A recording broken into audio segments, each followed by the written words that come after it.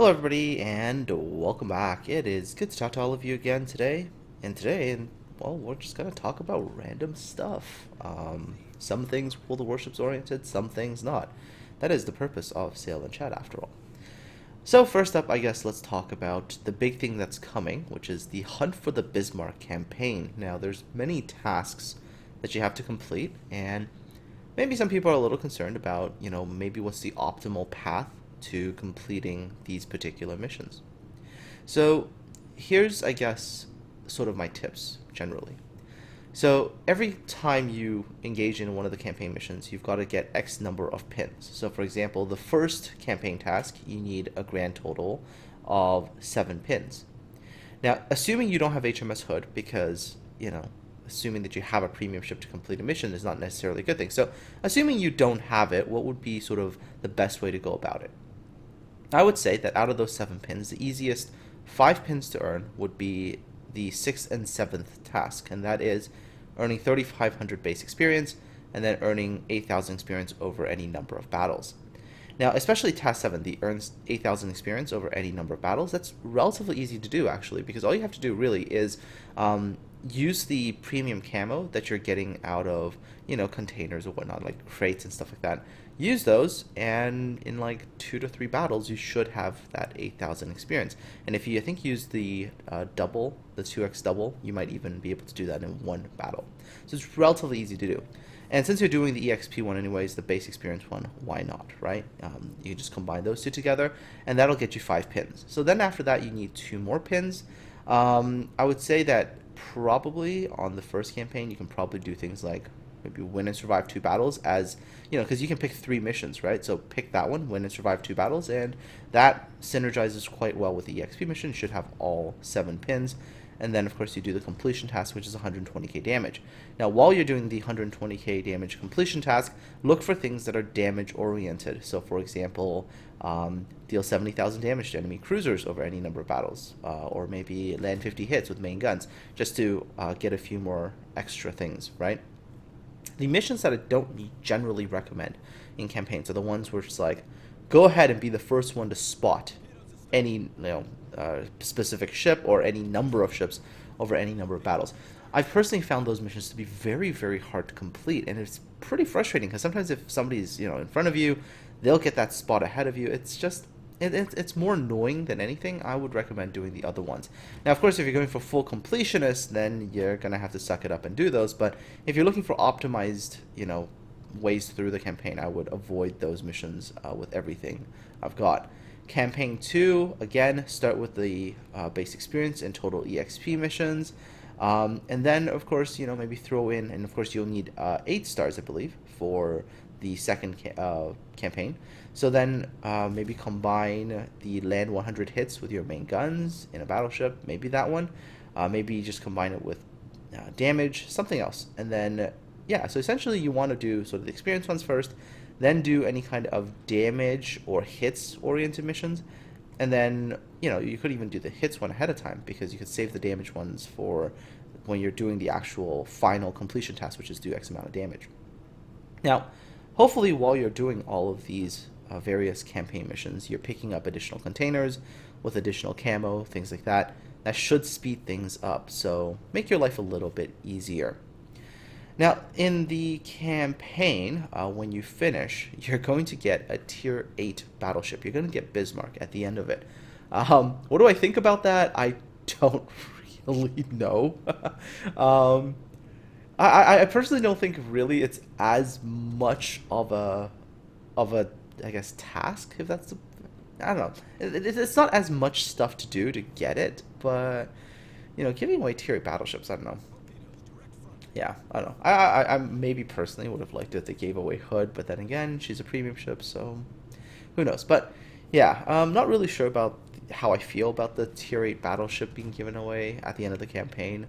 A little bit mixed, I would say, Afterwards, we might get a lot of new players in Bismarcks, which is just going to populate the game with additional Bismarcks. I don't know.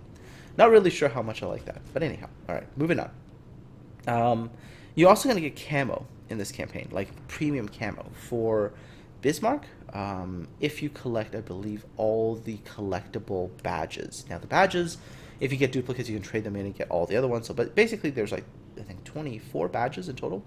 Collect all of them, and you get yourself some pretty Bismarck camo. Now, actually, I really like the Bismarck camo because, I don't know, I just like that look. You know, the yellow tops of the turrets, just, it looks neat. I like it. I really do like the camo. Apparently, Hood has a camo as well, but then again, you know, premium ship, so who knows. Now, speaking of Hood, Hood is coming out, and it looks like from the patch notes that she's finalized the way we had her last, which means that Hood is going to have the turret traverse that she has right now, which is a 60-second traverse. It looks like that hasn't changed. Her crop values and her penetration don't seem to have gone up, so her guns are really gonna lack that punch. Accuracy-wise, she's okay.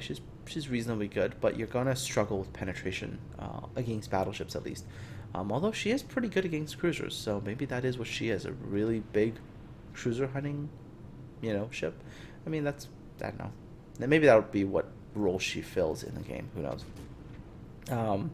She still maintains the defensive AA, which affects your UP rocket launchers, and can provide you in the early stages of the game with a crazy AA bubble. Although, you know, you take some HE spam and that AA power really goes down dramatically. And that's, yeah. I mean, I don't know. I don't know if she's gonna be worth the money, to be honest.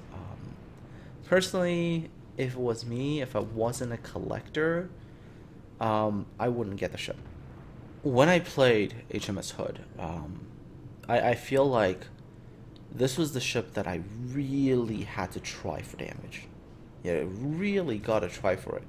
I mean, she's better now, especially against cruisers, and I think that's the big buff to her, that whole fuse timer buff, everything.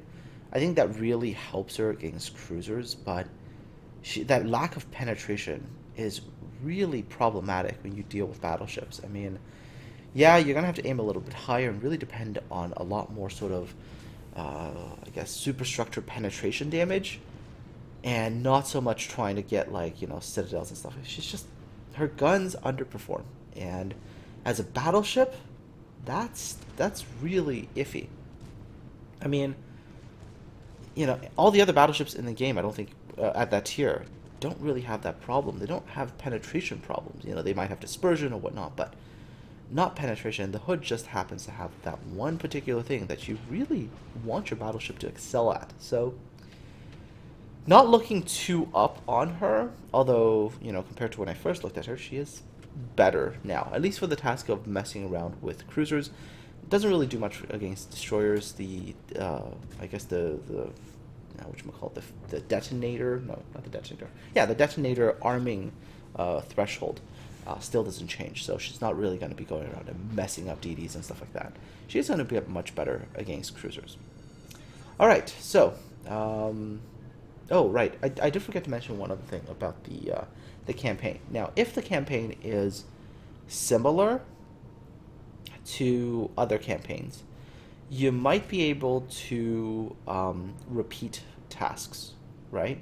So if you're able to repeat tasks, again, that total EXP one, which I think is reasonably easy to do, especially if you're willing to, you know, utilize some of those premium camos that you might have stored up or are getting from those crates. If you have that, you might be able to, you know, do 2 of the total EXP ones, maybe in the same phase as one of the base experience ones. Hard to say. No, maybe not.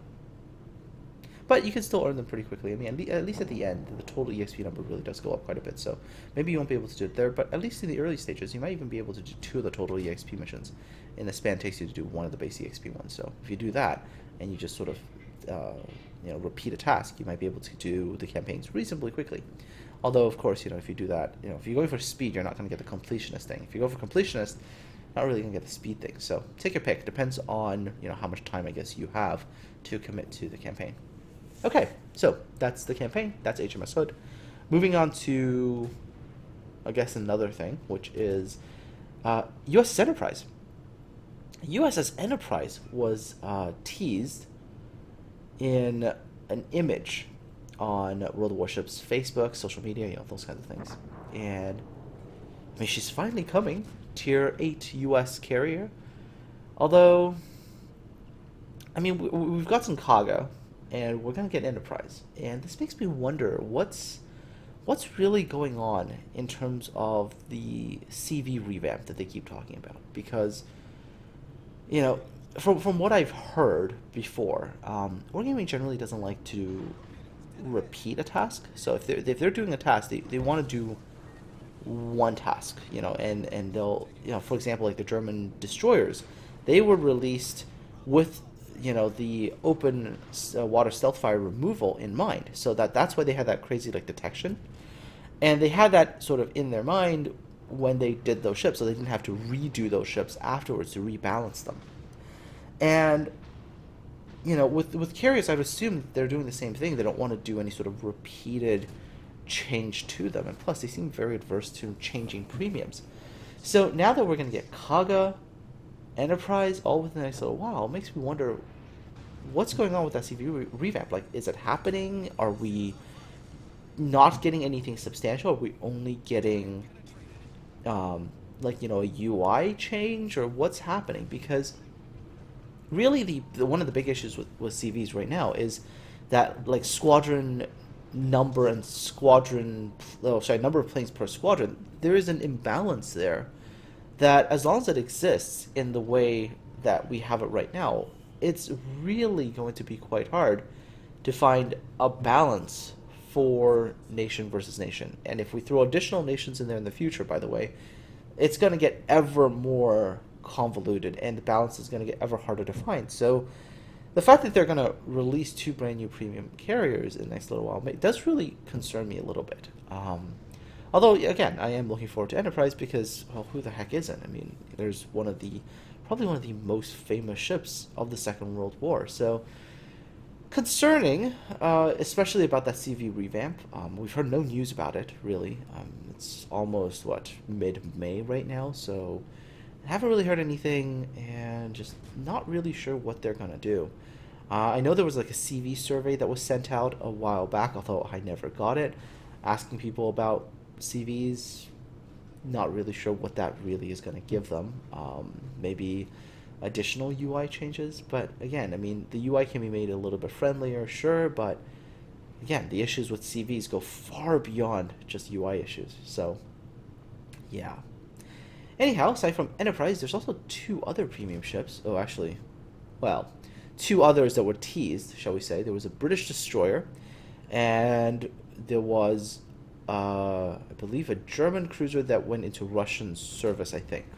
So there's 2 additional ships. Now, the British destroyer is interesting. I'm not really sure if that was meant as a tie-in to the Dunkirk movie. I think it is, because that ship did participate during the evacuation at Dunkirk. So maybe that's why the ship is being released. It'll have some tie-in with the movie, and maybe we'll have some, we'll have some goodies there.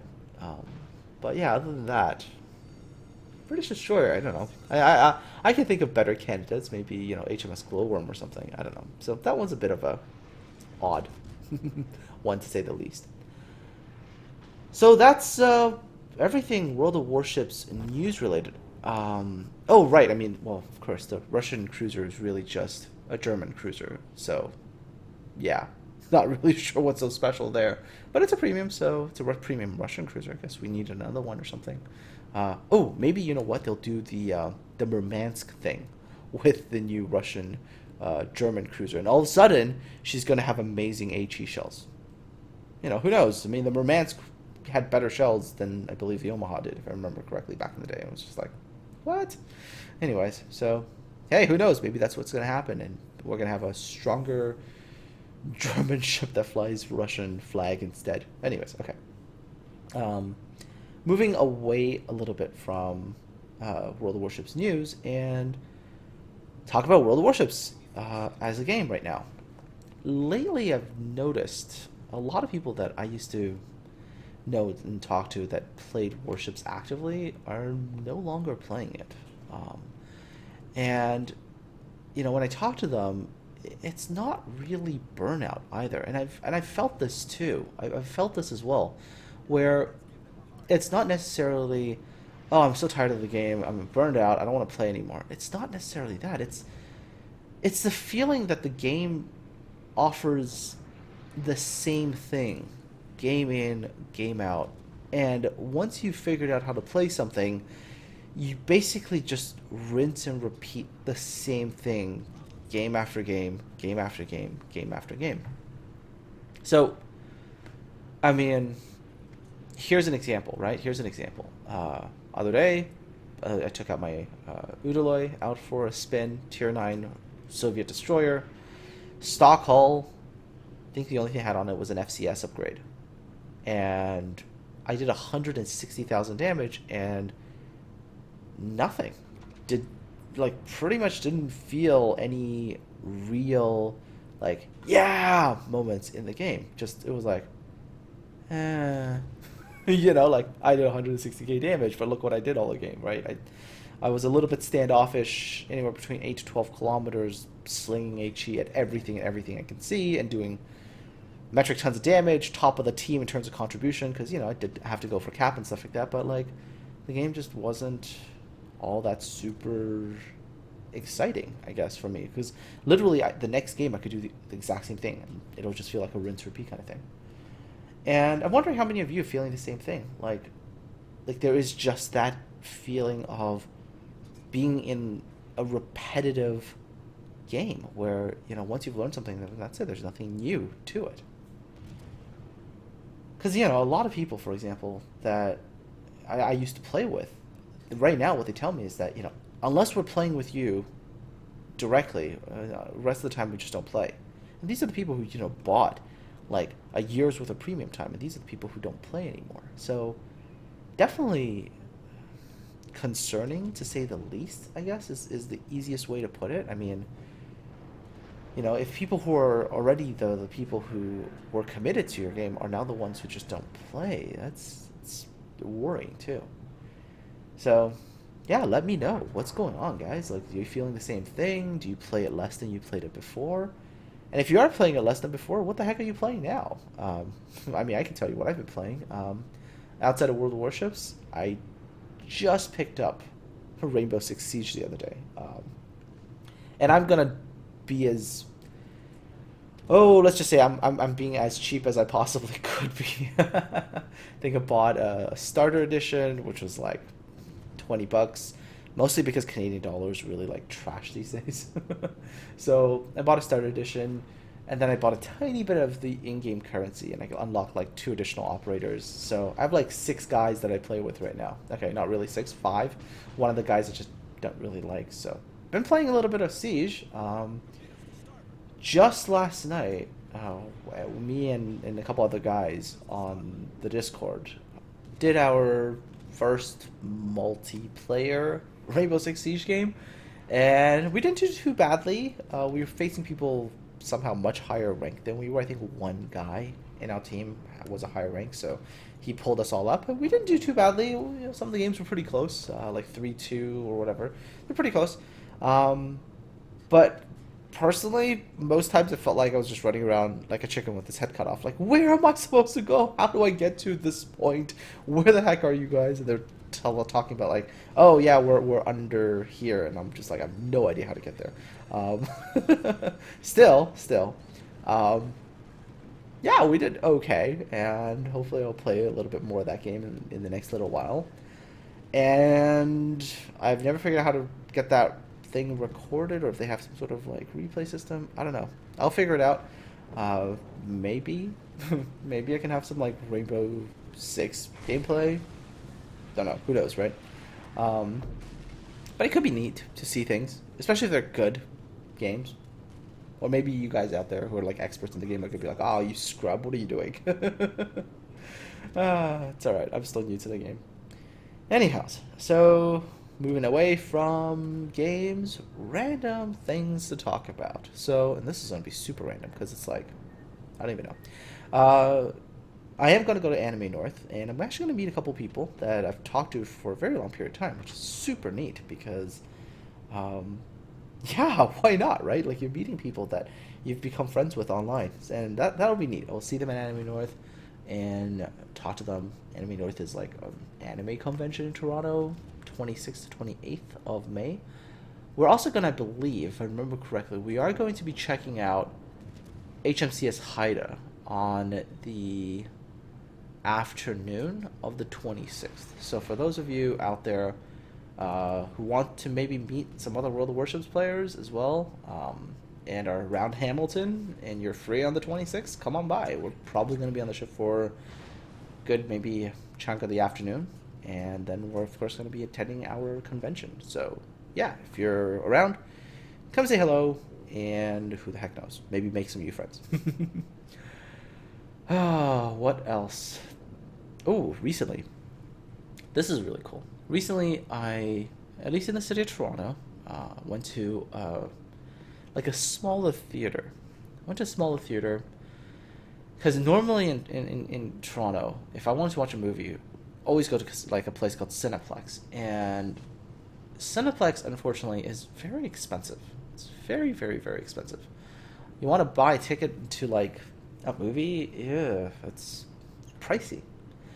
And then, of course, you get into the movie theater, and literally the only thing they have going for them is like the big screen, the big sound, and chair-wise, it's not bad, but the chairs are nothing spectacular. Kind of feel like slightly enlarged airline seats, maybe like economy plus on airlines or something. And so, yeah. So, anyways, normally always went to Cineplex, but recently I had a friend come over and said, you know what, we should really go check out this little theater. They're called like Imagine Cinemas, I think. And he's like, well, they're smaller, but they have nicer seats. And I thought, okay, fine. Let's go check out Guardians of the Galaxy 2, which, by the way, was a pretty cool movie. A little bit on the sad side, but a pretty neat movie nonetheless. Although, I don't know, superhero movies, right? we do have a lot of them now, to be honest. But anyhow, so went to the movie theater. Tickets were much cheaper than Cineplex. I think got in for $11, which was pretty cheap, at least what I'm normally paying. And walked into the cinema, and first things first, it's actually pretty small. 3 rows of seats, I think, or 4. Not many rows in terms of seats, and you're probably thinking, what? So few rows? What's the experience like? Well, the screen was smaller, but you're sitting so much closer to the screen. The first big advantage I found was that the images was that much sharper. And it's like, when you go to those like cinemas with the huge screens, it's like, and by the way, the screen wasn't tiny, right? It was still movie, well, I guess not a full-size movie screen, maybe like smaller than that because the room itself was smaller. But because I guess they were able to project an image onto a smaller screen, the image was that much sharper. You were seeing things that much clearer, which was the first sort of neat little thing for me. But the really big, awesome thing was that for $11, you got to see a movie with, in a relatively small theater with great image quality, and the seats were lie-back seats. You pushed a button, and the seats just went back into like, I guess it would be closer to what you'd have in like business class on an airline. Be like, wow, nice seats. Kind of neat. I think I'm gonna go watch all my movies there in the future because, hey, they're better value and super comfy, and what the heck not? Anyways, one other sort of little tiny piece of news. Still working on the Know Your Ship episode for Shokaku. Still working on that one. It's gonna take a little bit more time, I think. Unfortunately, I wish I really had access to sort of more detailed blueprints of the Shokaku, because I think if I had deck by deck blueprints, I could show you guys something pretty cool, like what the difference between the US and Japanese carriers were. I really wish I had blueprints, but haven't been able to find any so far. I've found like rough cutaway images, but not enough detail to really show you guys what sets the two nations carriers apart. So still gonna be looking for those. And I'll try my best, but who knows, if anybody out there, by the way, has anything with regards to this topic, do let me know as well. It'd be nice to have something in a little bit more detail. Anyways, folks, that's it. That's all the updates in this Sail and Chat episode. Hope you enjoyed hearing me ramble about random things for the last 20 some odd minutes. Aside from that, folks, I hope you all have yourselves a good one. Take care, and I'll talk to all of you again soon.